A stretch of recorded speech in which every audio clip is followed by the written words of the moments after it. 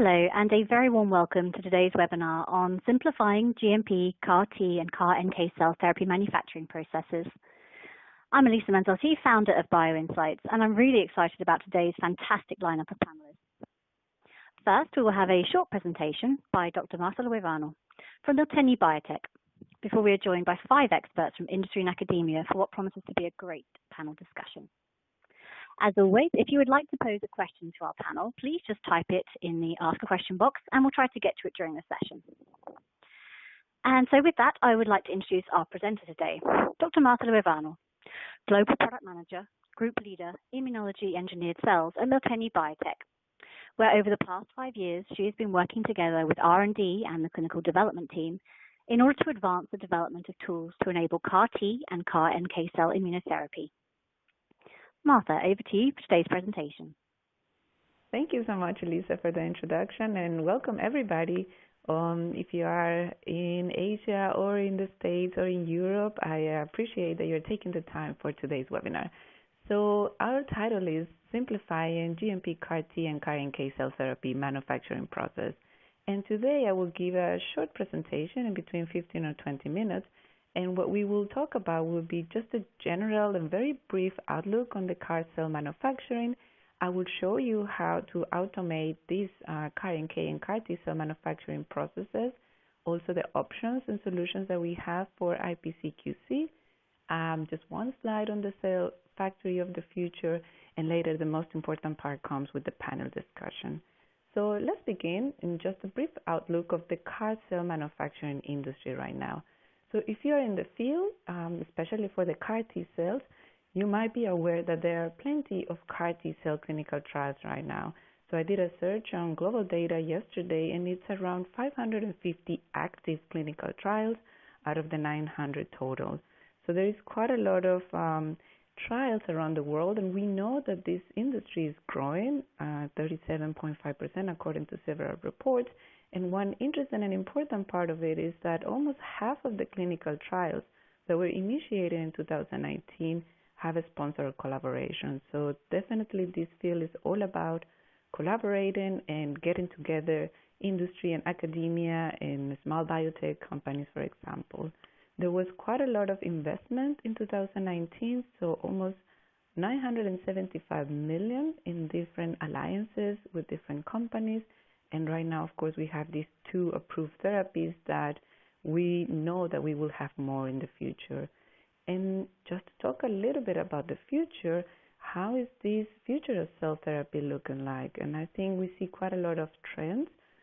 For example, the use of allogenic cell sources. So off-the-shelf drugs is something that the field is aiming, and not only with the CAR-T cells, but also some other type of cells like CAR-NK cells or even macrophages. And the aim is also, the trend will be to have additional features.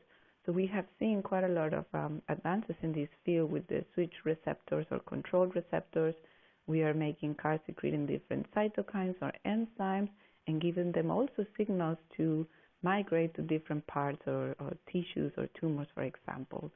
And on the side of the CAR platform, there are many innovations coming up, not only these dual CAR-Ts, or TCR mimics or hybrids. There's even more coming up. And we also believe that in the future, the combination of therapies will be key. So not only the CAR-T cells, but a combination with immune checkpoint modulators or different viruses or vaccines or different engineered cell types. So this is quite an exciting field and an exciting time to be doing CAR-T cells on CAR-NK cells, for example. But of course, the one thing that comes up, we have quite a lot of R&D activity going on, and this is really exciting. But it also causes a little bit of fears in the industry regarding this way of manufacturing. They believe that there could be a manufacturing shortage that will threaten the industry growth and also lengthen this time to market for this type of therapies. So these type of therapies, of course, are different, and they're not as a normal small molecule for the pharma industry, and they're used to that. So the way that we actually manufacture, of course, these cellular therapies is complex. I'm just putting here 3 different workflows. from different providers, and we know that these workflows are complex, that involve several steps, and this is just an example of sample, washing, select, activate, transduce, expand, harvest, and finally getting your product. So a lot of work goes into this. And of course, every time that you have a system like this, especially if it's manual system, you introduce a lot of risk. And if you have more of these handling steps, you can introduce this variability and error that is really hard to later justify and standardize. And this also, of course, increases the cost. So for any open steps, you define, depending on your region, a different clean room classification, and all of this has to be done by skilled staff that I think is one of the main challenges that the field is suffering from right now. If you have these different devices in which you are doing different activities, they all have to be performed with the IQ or OQ servicing, and the problem is, of course, that everything is disconnected. There's no data flow. So, of course, I would like to show you how we are aiming, or Miltenyi Biotec is aiming, to make sure that we're able to automate this. And I refer in this slide to what we believe is the future for cell and gene therapy in Miltenyi Biotec. So we have different tabs here talking about the Clinimax Prodigy platform, the manufacturing, the Lentivirals, but also more into this process development, training, and our corporate vision that we want to share with you. But let's just touch some of these points. I will start with our platform. If you are not familiar with the Clinimax Prodigy, this is a very amazing instrument that will make everything for you. So all these steps that you see in the upper part, the sample, the washing, select, everything can be done inside this Prodigy instrument. And we're able to do this because we have a one-time single-use tubing set that is sterile, that is closed, that you can actually configure. It's flexible. It's, of course, reproducible because everything is automated inside, and that it takes care of this data collection and rotation for safety and traceability. So if you are not very familiar with the Clinimax Prodigy, just reach out and we can give you more information about it. So for me, it's just this one slide to present the technology. And of course, I want to go more into the cell manufacturing part. And this is also a very important thing because as you start with your preclinical or discovery phase, of course, you need to make sure that you have some flexibility in order to have the perfect conditions for your process. But as you proceed into your phase 1, phase 2, or your market access, this flexibility is reduced. And of course, the cost of changes, of these process changes, increases as you go forward into the market access. And the amount of patients, of course, is increasing at the end, and your process flexibility that once maybe in the beginning you were playing with a lot of variables has to be reduced and has to be simple by the time that you enter your phase 1, 2. So we in Miltenyi Biotec are aiming to help with that. And I will just show you in the next set of slides some applications. So today I want to just briefly introduce to you our two cell engineered processes. The first one is the Clinimax Prodigy Natural Killer Cell Engineering process. We will release this process soon. And the other one, you might heard of it, it's our Clinimax Prodigy T-cell transduction process. So both of these processes are taking care of manufacturing immune cells in a closed system. And in the first instance, the NK cells, if you are an NK cell researcher, you know that we normally want to have pure NK cells. And the way we do this is in a two-step approach in depleting CD3 cells. And we do this with one set of prodigies, so a tubing set, 320. And then afterwards, we change to the 520, in which we can do enrichment, activation, transduction, and the culture of NK cells in one tubing set. And this tubing set is exactly the same, the one that we use for the T cells. For the T cells, we're using a strategy isolating CD4, CD8, activating, transducing, cultivating, and then harvesting. So in the next couple of slides, I will show you some data for both of the processes. So maybe you are a CAR NK cell clinician or cell manufacturing or CAR T cell or both. So this is just an overview of the Clinimax processes. So on the left side, we have the all-in-one process for the CAR T cell ones, and on the right side, I put two. So we have two processes. I show you that you start with a leukapheresis product and you get pure NK cells, and it is still a closed system because you can just take this back and put it into the next tubing set to complete the whole process. So let's just show you some of this data. The one on the left is already published, so if you want, you can just look at the publication. The NK cells we have not published, and this will be hopefully published soon by the end of this year or the next year. So I just want to show you here on the part of the cell product and cell separation that you are able to get for the CAR T cells very pure and very nice CAR T cell products, CD4 and CD8 products in terms of isolation from patients or from healthy donors.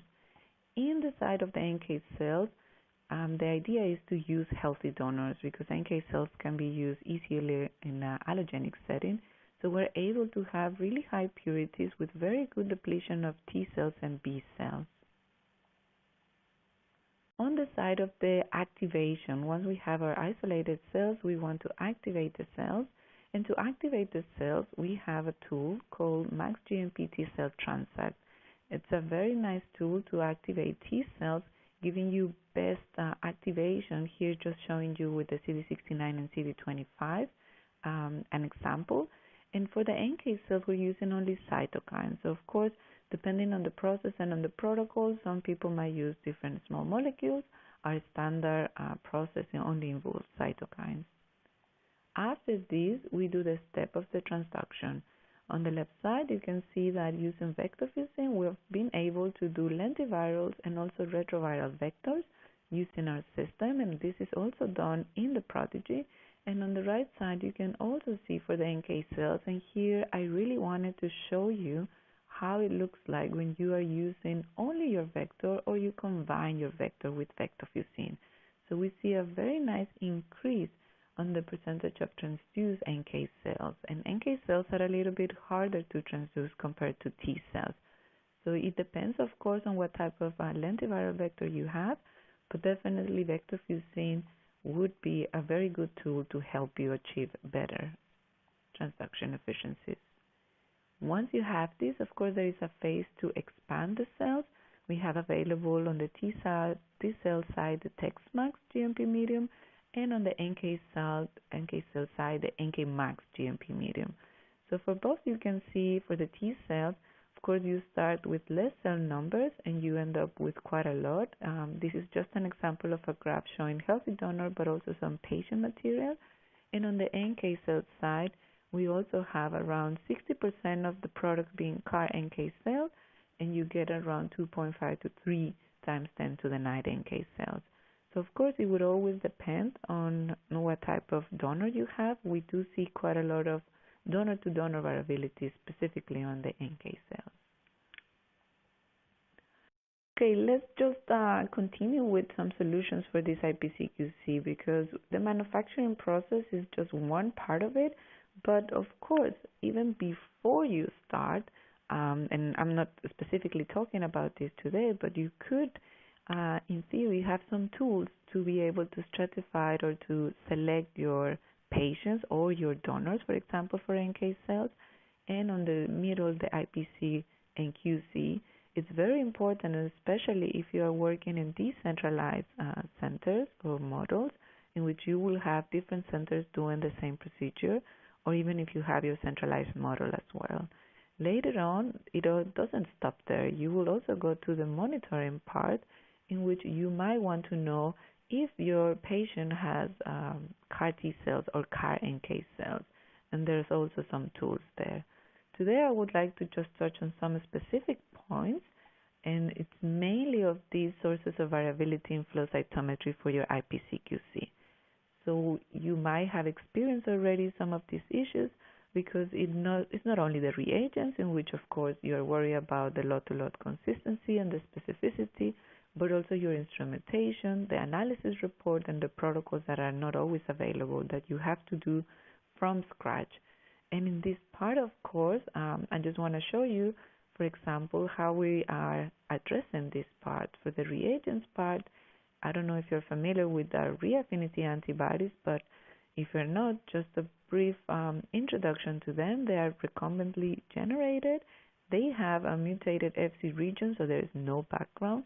We only use one universal IgG1 isotype, which makes your life easier in terms of controls. And of course, because they are recombinantly generated, they are very specific. And we are not stopping on just a research use. We are also manufacturing these reaffinity antibodies in CE-IVD according to ISO systems that will fully fulfill all the requirements for your regulatory requirements, and they are, of course, optimized for this reliable in-process and quality control. So this is one of the ways that we are addressing this issue of lot-to-lot consistency and, of course, the paperwork for the regulatory agencies. On the other side, this instrumentation and this analysis and reporting, I am sure that you have endless discussion probably with the people doing the flow IPC or QC regarding the gating, regarding where do you put the threshold, etc. So for this, we have worked really hard at making sure that you are able to get rid of this donor variability in terms of flow analysis.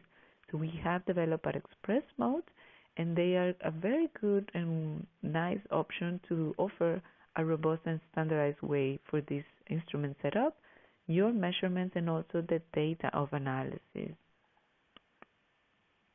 Here I just show you one example. On the left side, we have worked in a package for the CAR T cells in which you don't only get the immune cell composition, so your IPC normally, but you would also get enough panels for you to monitor either during your process control or your quality control, or even patient monitoring later. And we are working also the same for the CAR NK cells, so we will have available next year as well. And this slide here shows just an example, so it's really a matter of mixing the antibodies and putting it in the max quant, and everything is done automatically for you. All the gating is done, you have your table, and also the most important and relevant information for your IPC-QC to make sure that is proceeded fast and good enough. And as I mentioned here, some of these panels actually are in process to be included, or you can also include something that we just released. Is our CAR detection reagent, and our CAR detection reagent is actually very unique. It has been developed, in this case we just released the CAR19 detection reagent to detect these T cells that are expressing the CD19. It's very simple. It's a ready-to-use reagent. Like I mentioned, it has a mutated human IgG1 Fc, so there is no background, therefore no blocking needed, and this is a fusion protein to CAR T cells that you will be able to detect in this antigen-based part. So this is something that it has been released this year, and definitely if you have not tried it, you should give it a try. So in summary for this IPC-QC part, I just want to briefly summarize everything. So we do have everything that you need for your reagents part with your affinity antibodies. For your instrumentation and analysis, we have the express mode with the smart gain, and of course we also provide the protocols with the CAR T cell express mode package, and as well as certifications that are needed. Finally, I just want to give just one mention regarding lentiviral vector manufacturing.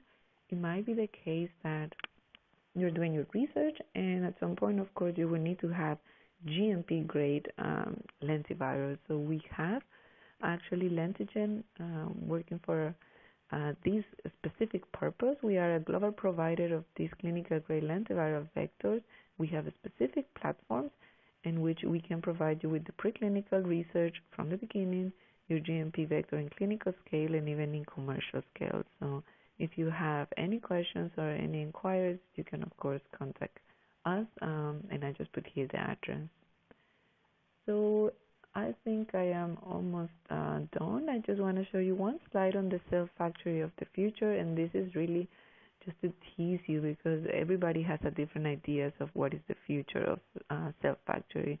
We have, of course, a vision in which we see or we think that you can have multiple of these prodigy devices manufacturing multiple CAR T cells from different patients, from different vectors. And the key to this, of course, is to have connectivity. And we're working really hard to make this happen, not only in between our instruments, but later also logistics with the manufacturing, with the courier, with the medical center, to make sure that you have a good chain of custody, comprehensive batch record and database, and that you can control everything, for example, with our max pickup. So this is really just our vision, and I am sure that you have some of them, and I am really curious also to see what our panel has to say for this. So this is the end of our presentation. I appreciate your attention, and now let's have a fruitful discussion with our panel. Well, thank you very much indeed, Martha, for a fantastic scene-setting presentation there. So I'd like to just now introduce our panel and welcome them to join me for our Q&A session. So first is Dr. Xuyan Wang, Associate Director, Michael G. Harris Cell Therapy and Cell Engineering Facility, and Associate Lab Member in the Department of Molecular Pharmacology at Memorial Sloan Kettering Cancer Center. Xuyan is in charge of R&D, process development and manufacturing, and has overseen the successful manufacturing of all the CAR T-cell products used in 13 phase 1-2 clinical trials, over 20 batches of cGMP grade viral vectors, as well as tech transfers to multiple industrial partners. She is joined by Professor Dr. Ulrike Kohl, Director of the Fraunhofer Institute for Cell Therapy and Immunology, and an immunologist and full professor for immuno-oncology at the University of Leipzig. All of her goals have a clinical focus on the development and manufacture of advanced cell-based therapies and the improvement of cell processing strategies. And she is continuously involved in the harmonization of both manufacturing and quality control of cell-based therapies. Joining her is Dr. Stefan Flicke, Head of GMP Process Development at Fraunhofer, where he leads several research projects dealing with increasing the safety and efficiency of stem cell transplantation for leukemia and lymphoma and CAR ATMP strategies for stem cell transplantation, with a focus on clinical applicability. Since 2019, he's also the head of the GMP Process Development Unit at Fraunhofer, which focuses on the transfer of manufacturing processes from the lab to the clinical scale. Our next panelist is Sarah Dubček, Technical Leader GMP Unit at Fraunhofer, which she joined in 2017 and is now responsible for the development and optimization of GMP manufacturing processes for ATMPs. And our final panelist today is Dr. Kate Vines, Investigator Process Development Cell and Gene Therapy Platform at GSK. Kate joined GSK's Cell and Gene Therapy Product Development Team in 2017, where she now works to deliver the CMC aspects of various T-cell assets from early phase through to launch, and the development of innovative technologies to enable step change improvements to cell and gene therapy manufacture. Well, thank you all. Okay, fantastic. So I'll kick off the panel discussion. So during this discussion, we will discuss progress towards and challenges facing the standardized and fully automated generation of gene-modified CAR T and CAR NK cells. But firstly, what are some of the main differences and similarities in terms of the challenges in working with CAR T versus CAR NK cells? Where is there overlap and where are the issues unique? Stefan, perhaps you could kick us off here. Thank you very much, and thank you very much for the kind introduction. I think besides the biological and functional differences between NK cells and T cells, which ultimately also have a significant influence on the production and manufacturing processes, in my view, the main differences between CAR NK and CAR T cells regarding manufacturing are in the selection process. When you think the T cells need a CD3 selection and the NK cells first need a CD3 depletion and then a CD56 selection in order to remove the NK T cells. A further issue is the stimulation processes, which is different in T and NK cells. Think over about T cells needs beads for stimulation, where NK cells need cytokines like EL2 or EL15, as well as EL21. we have different time points for transduction processes, where normally CAR T cells are at the beginning at the process transfused. So the NK cells are normally in later cultivation stages are more efficiently transfused. Day 8 is a very important point. And another point which I want to address is the influence of cryopreservation. When working with CAR NK cells, they normally have to re-cultivate it after they were cryopreserved, where when you work with apheresis material and CAR T cells, you can go immediately in the manufacturing process. When you look at the apheresis material and CAR NK cells, you have to keep in mind the role of impurities. And that's a very important point when you work with feeder cells, for instance, or you have T cell impurities in your finally product, then the side effects after transfusion into the patients, maybe GVHD, will be much higher than when you work with autologous CAR T cells. The role of pre-treatment and also the cultivation procedures, the cytokines will have a great impact on the fitness of the cells, but they are normally very important. You have to add IL-2 or IL-21 to NK cells to have a cultivation success, but the functionality of the NK cells will depend on it. The cultivation time between CAR NK and CAR T cells is different. Normally the CAR T cells are ready for use a little bit earlier than the CAR NK cells, and the in-process controls are in the CAR T cell process are better developed than in the CAR NK process. So that's my point for these questions. I hope I have given a good start point for this issue. Absolutely. That's a fantastic overview of the differences and the similarities. Thank you very much indeed, Stefan. It would be great then to move on to discuss the key considerations of the panel and best practices in transitioning from open manual to closed automated bioprocessing in this particular therapeutic technology field. Kate, I'd like to start with you here. Hi, Lisa. Thanks for having us on the panel. Yeah, this is a great question for me. In my previous role, I worked with a very manual open processing protocol. And I would say that as a field, we certainly need to see a shift in the approach to our manufacturing. We need to move away from the manual open processing steps that we often associate with the early academic processes. These often, so many open manual steps, they can have quite long, complex protocols, expensive clean room requirements, often many different pieces of equipment required. So I think Martha actually touched on this earlier. You know, IQ/OQ of many different pieces of kit, skilled operators and extensive operator training requirements, handwritten batch records. We need to make a shift towards automated closed systems, which are going to reduce manual handling. Apologies for that alarm.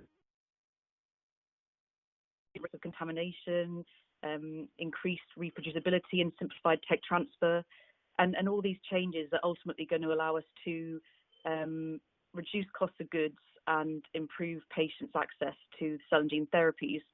And in terms of best practices, I would certainly say you just have to, you need to ensure that you know your product, and so you fully understand those CQAs, so that as you are making these changes, you're able to accurately predict and then control for how those changes are affecting your cells and ultimately your product, and to make those changes as early as possible in the development process. Engage with regulators early, and finally, I would just say it as we do in my department and my team. Evaluate all the pieces of kit, or as many of those pieces of kit as you can, that are out there for automation, and ensure that your chosen process or your chosen equipment is fit for your specific purpose. Yeah, I think that's the key points I had to add there. Yeah, absolutely. I think that's essential. Shuyan, it'd be great to hear your real-world experiences too when it comes to moving from open manual to closed automated processes. Sure. That's a very good question. We're struggling with that almost every day, right? Especially from the academic setting, we need to think about the upfront cost of a large instrument.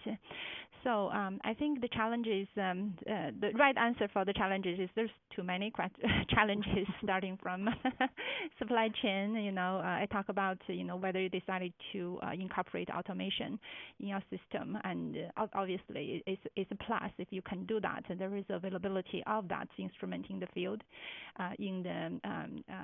for you to choose from. And then I think understanding the process is the key, as everyone should be agreeing upon, and estimate the scalability of the process, and having the staff members properly trained. I think for us, if we transit from open process to a closed system, we need to first understand, when we transit it, whether the supply chain could pose an issue, because not every reagent you use in the more manual and open process can be readily transferred into a closed system. For example, the Dynabeads versus Transact beads. You may have to choose one if you decided to use a different platform, and you may change something. You need to test, right? And also QC plan. If you change from a manual to automation, so the easiness of sampling and what point you want to sample. Maybe your sampling plan will be a lot simpler if it's a closed system and automated, definitely, right? And then also the batch record is a big part of the of the transitioning. If it's automated, there is a inline recording, so maybe the documentation part will be easier as well. And how easy you want it to be, and how much control you want to have it during this transition period. I think this is all need to be considered. That's something just to come up from my head. I hope the other panelists could add on. Absolutely, thank you. Yes, we have a great team from the Fraunhofer Institute today, so it'd be fantastic if you had any additional points there regarding what you sort of would see as the best practices in transitioning to automated bioprocesses.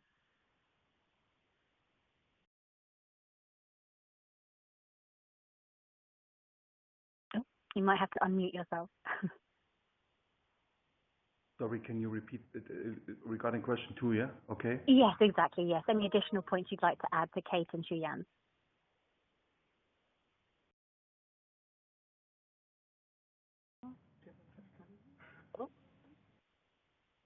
I think Kate and Xuan already given a great introduction regarding that point.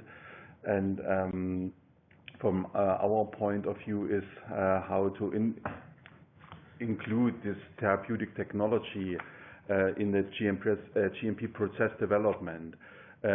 We always think over about how to have such technology in a previous field and not to perform that under GMP conditions, because it's very expensive to do that in a GMP environment.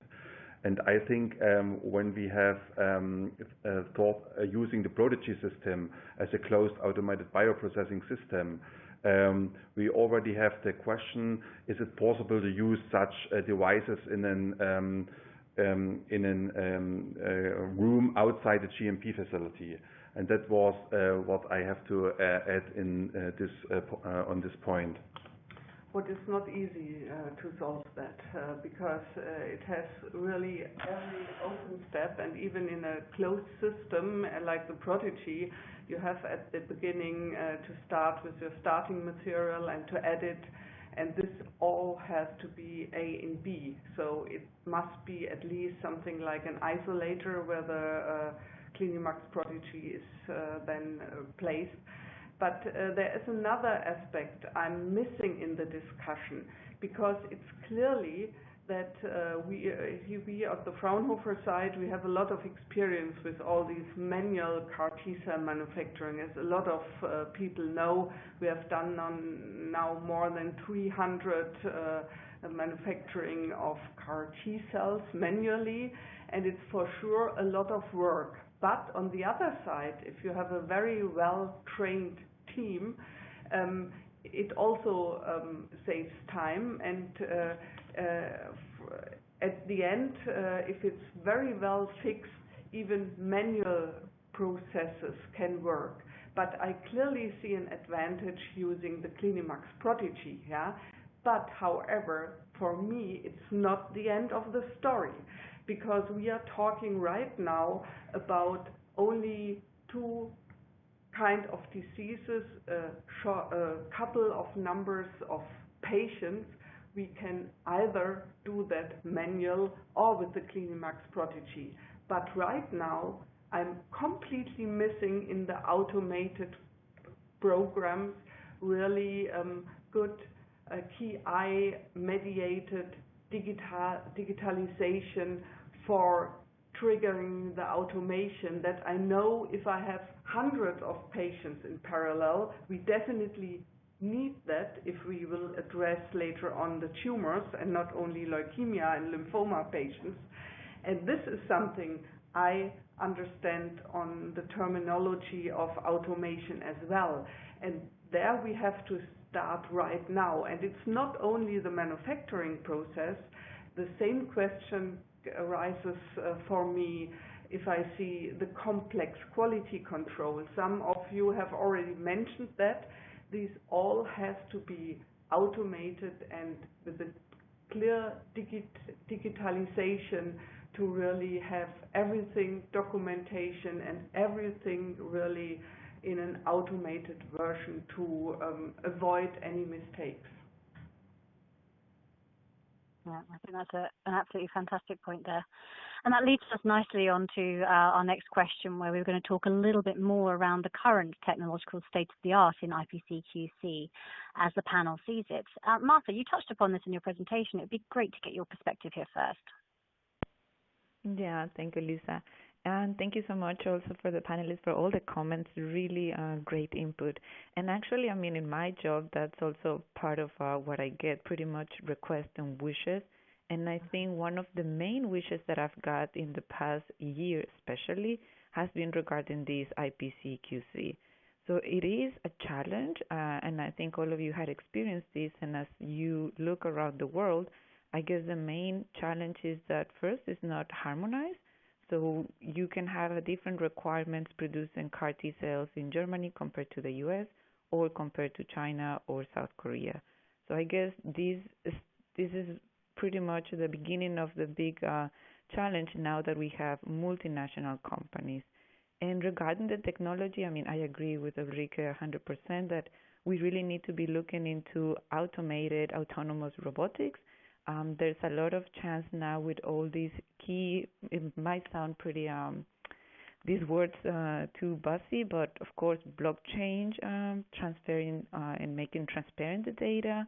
Artificial intelligence is already there. We have quite a lot of advancements for big data analysis and the digital platforms. But I have to admit, and maybe we can get some of your thoughts on this, that even if companies have some of these tools already, I don't know if it's the industry per se, the companies per se, are also quite skeptical and reluctant to connect everything and to make everything connected and available, let's say, in a cloud, which is where we're going to. So there is, I think, a lot of capabilities in the field, and not specifically for the cell manufacturing, but just in terms of technology.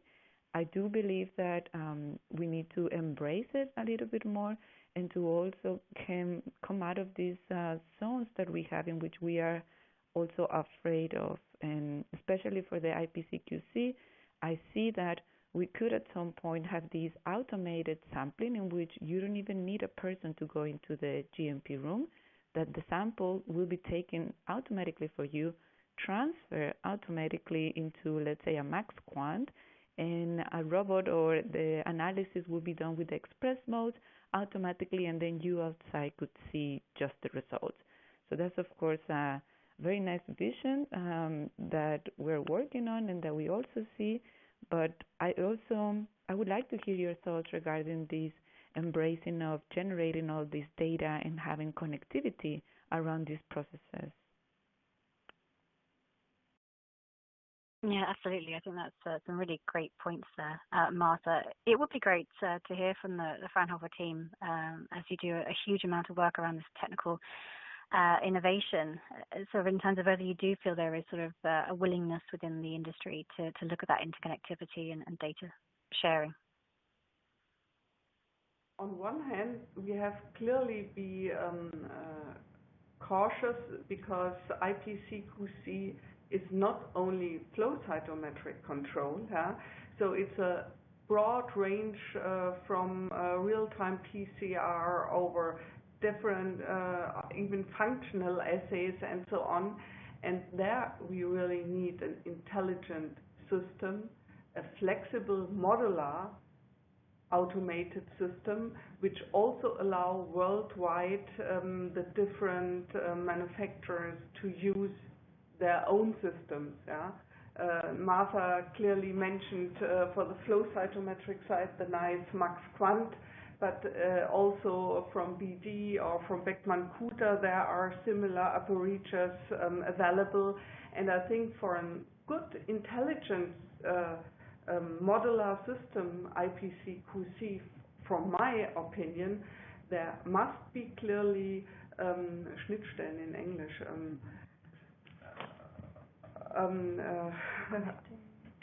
Like divided or sections, Schnitte? Yeah, Schnittstellen, it's a German wording. I don't know the word in English. Where the connecting line between two apertures, and even if in the past it was difficult in diagnostics to have really ISO norm and for accreditation and set up of validation and quality control. And in such a complex system, what we really need to have it in line, possible to work with that really for the need of the different sites and manufacturing people worldwide. And this is not easy to solve, to my opinion. What is your opinion about that? Interfaces is the word for what I'm meaning. Interface between two different apertures. Excellent. Thank you. Yeah, Shuyan, it would be great to get your thoughts here in terms of the IPC-QC and where the gaps remain. Yes, all these, I think we are raising more questions than getting the answers. I think this is a great discussion. Yes, I think in addition to, I agree with all the previous panelists have been talked about and raised. I also have additional questions. Actually, I want to, a kind of just want to initiate some further discussion. So the questions is, for example, if we are trying to make allogeneic procedure, and then we are using the scale-out approach, so we're going to have many devices, right? So how are we going to sample? Do we sample from each one of them and to show they are comparable, or we will choose one of them as the readout of all? So that's one thing, and I keep on going back and forth on my when I'm thinking about these questions, and we also see in the field people, let's say for CAR T, I have seen people report they have a 2-day manufacturing process. I mean, then we know that we talk about now a lot of the release size is based on the facts, I mean, today manufacturing will not allow enough time for even the CAR to express on the surface. So there is a different QC need to be devised. I'm sure they have it because there is R&D, there is patient being treated. So that's another way of thinking, how we do the IPC, QC, and inline readout. We have a lot of effort to put it into, and the speakers was talking about the panelists also. So how we standardize the readout. I mean, how we see that what Masa showed is beautiful. There is all these considerations of how the fact is done. It's very, very nice. But how we can say that instrument and other devices people are using are very compatible. I think that goes to another direction of sometimes we often say there is a lack of standard in the testing, right? And a step further is, I'm thinking is, do we really sure? Are we really happy with the surrogate readouts of just the transduction efficiency of the CAR T expression or the CAR expression on the NK cells as the release criteria? What if there is better ways to describe the function of the product? And what's those going to be? So again, there are so many questions to be considered and to be followed up onto, and I'm sure there is more. We can talk about this all day, but I'll stop here. No, absolutely. That's raised so many interesting questions. I wonder if any of our panel members would like to sort of wade in there on some of the issues that Xuyan has raised.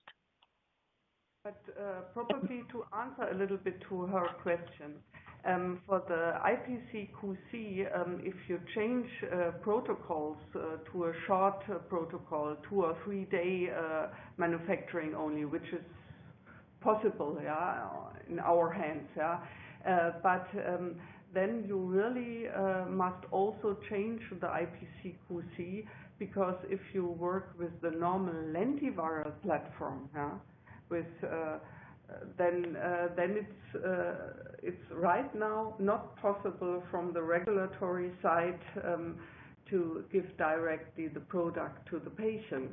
If you change the system to gene editing for CAR T-cell platform, or using transposon sleeping beauty technology, what we are doing in one of the study as well, then for sure you can use that shortened manufacturing protocol, because then it's clear when you have the CAR expression already in place, and this is another kind of IPC-QC in my opinion.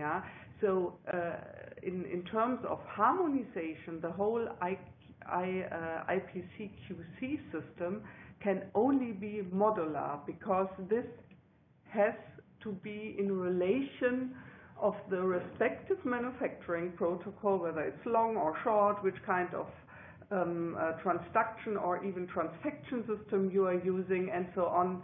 But in a modular system, to my opinion, harmonization is possible, because the minimum criteria, they can be clearly the same for nearly everybody, and then you have to add on the specific IPC-QC for your system.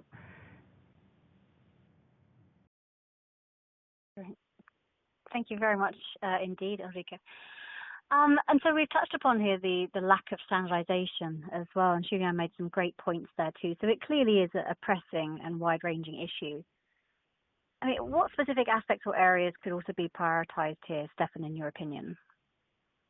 Yes, we already talked about standardization here in the former questions, and from my point of view, the lack of standardization, when we look at the manufacturing process, we can start with the standardization with the leukapheresis, for instance. The time point of leukapheresis is a very important point, and the pre-treatment of the patients also important.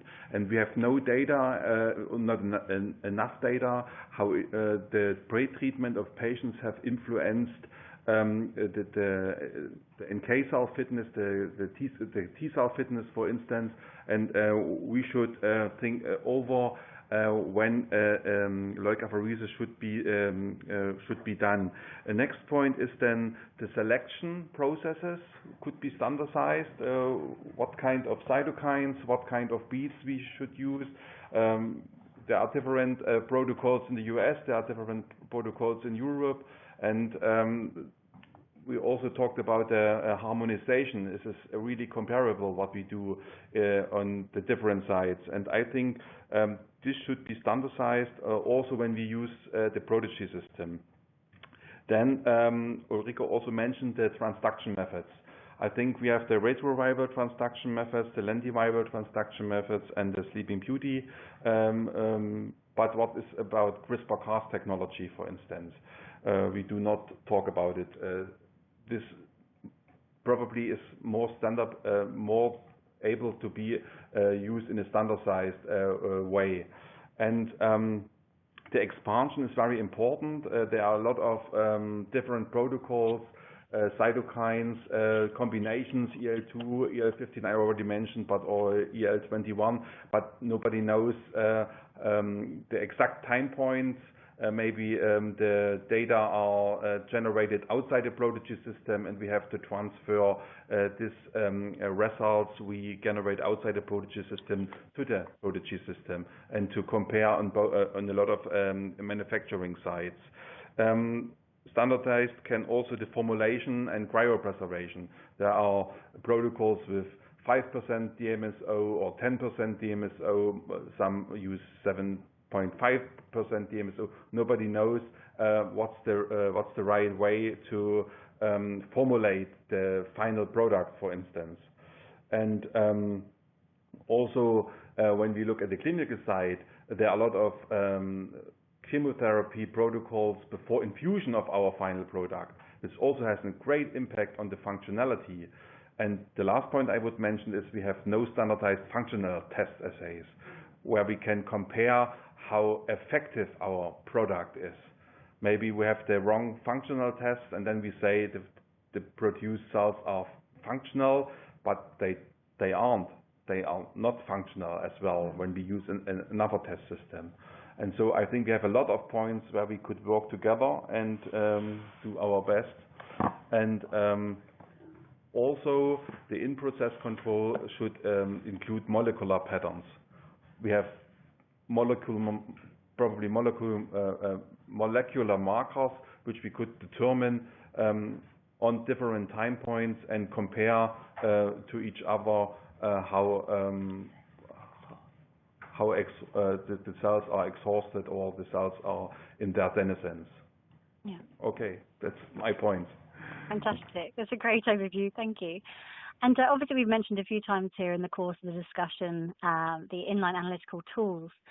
I was wondering, Sarah, it'd be great to sort of get your opinion on the current state of the art of inline analytical tools that are available and where you would sort of hope to see further innovation in this regard. Yes, of course. So in the field of analytical tools, there are standard tools for example, automated cell counting or pH or DO measurements, and the already mentioned flow cytometry analysis and HPLC on the market. And they directly measure one distinct parameter, but not all of these tools are firmly established and possible for inline probes. So on the other hand, there are several powerful non-destructive inline tools on the market or under investigation that use surrogate measurements.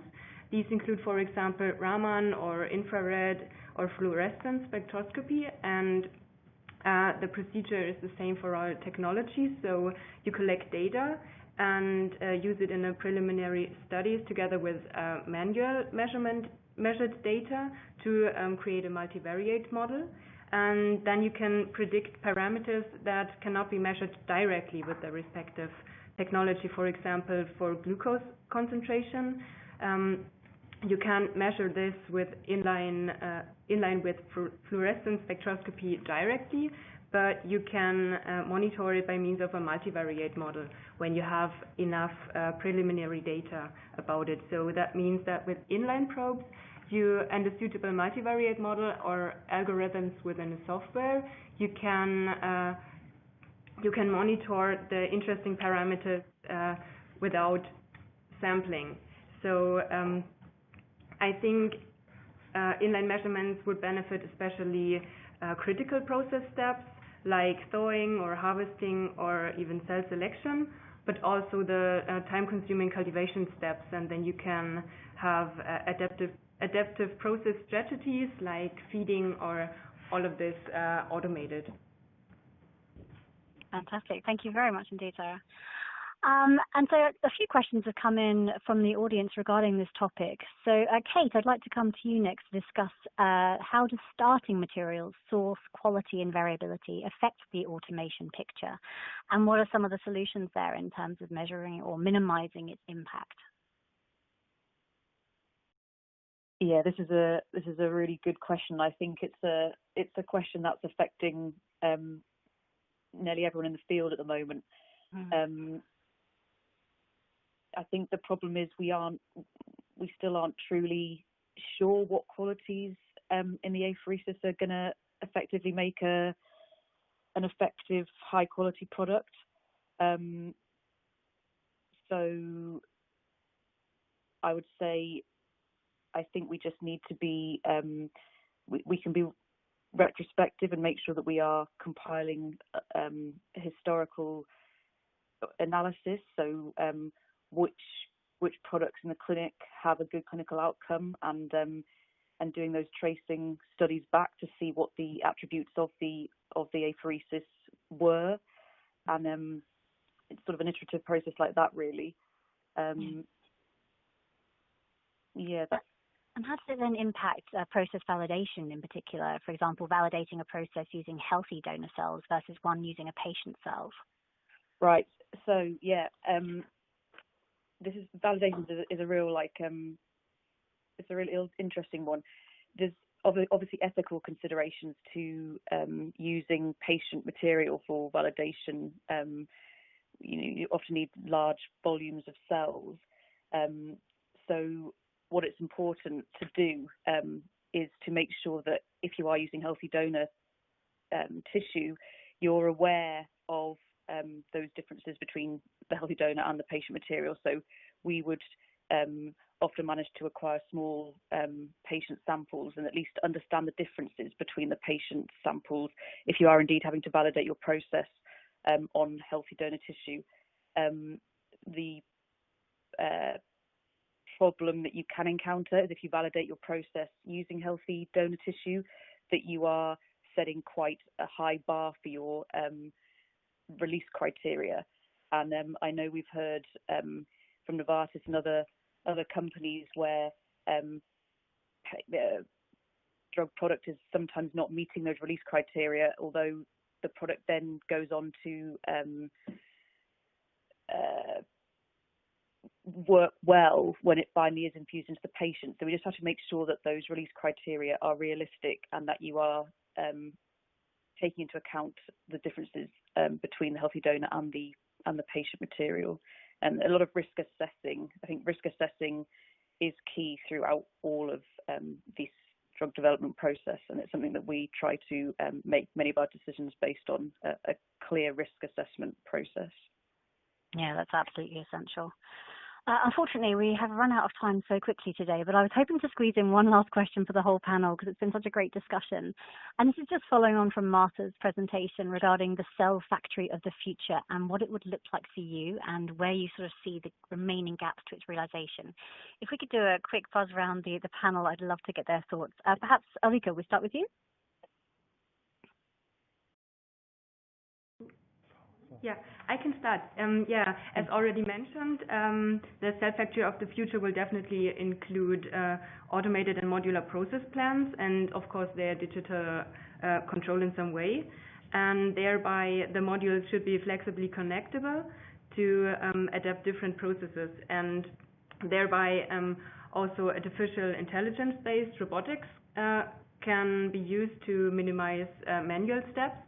And at points where manual steps are still included, you can use, for example, virtual reality to guide. And as already mentioned before, you can an important point is also the automated documentation. So all process steps should be monitored, for example, like the mentioned inline or online measurements. And that can be summarized in an electronic batch record tracking the whole life cycle of the product. And that could facilitate and speed up the release in the end. So yeah, then I can hand over to someone else, because I think it's very important to hear many opinions about this, because it's Absolutely. the future. Shuyan, what are your thoughts here on cell factory of the future? What just was discussed is all my dream of, and on top of that, I think everybody who is manufacturing the cells dream of. This is a very great discussion. I think on top of that, my personal experience is sometimes when we go into automation, the instrument has certain risk by itself. Sometimes if we could make the handling of the stats of the instrument simpler and easy to handle and avoid, pressure issues or instrument issues, and the operators can easily handle those alarms, that will be another point I want to add, because as I say, personal experience, sometimes when people are under pressure, they're doing this very expensive and important product, and suddenly the machine has an issue, then it's very stressful, and often times we could solve it, but if we couldn't, then we are talking about lost a large amount of capitals, because it's expensive to manufacturing, especially if it's going to be allogeneic setting, or we have other reagents like CRISPR-Cas and AAV vectors all in the same place. The simpler the design, the better. But we're talking about complicated procedures. That's since we're talking about what you want, that's what my dream of. Simple and complicated. Fantastic. Okay, just a very quick summary from you, if you have anything on your wish list. I think short term would just be probably better understanding of the properties of our cells and our drug product. And this probably is going to require better analytical testing, so perhaps more a move towards functional systems that is going to allow us to understand our CQAs better, and ultimately we'll be able to control those better and keep improving our systems once we understand those properties better. Further into the future, it would be interesting to think about treating patients at the bedside, so vein to vein at the bedside, but this is quite far in the future, I think. Thank you. And then Marta, final words from you. Yeah, so for me, I think I just want to have connectivity everywhere. I would like to, they already summarized with all this artificial intelligence, the cloud, digital connectivity, everything connected, and I think just reducing to the minimum the amount of risk for manufacturing these precious samples, I think, will be the goal. Absolutely. Oh, well, thank you so much to our panel. It's been an absolutely fascinating discussion, and I hope our audience have enjoyed it as much as we have. Just a quick note that we have our next Miltenyi webinar on the 14th of July on, just to let you know, it's 14th of July, manufacturing on antigen-specific T cells against tumor targets. There's a link in the resources tab in the auditorium if you want to sign up. So thank you so much to our panel for an absolutely fantastic discussion today, and thank you to our audience members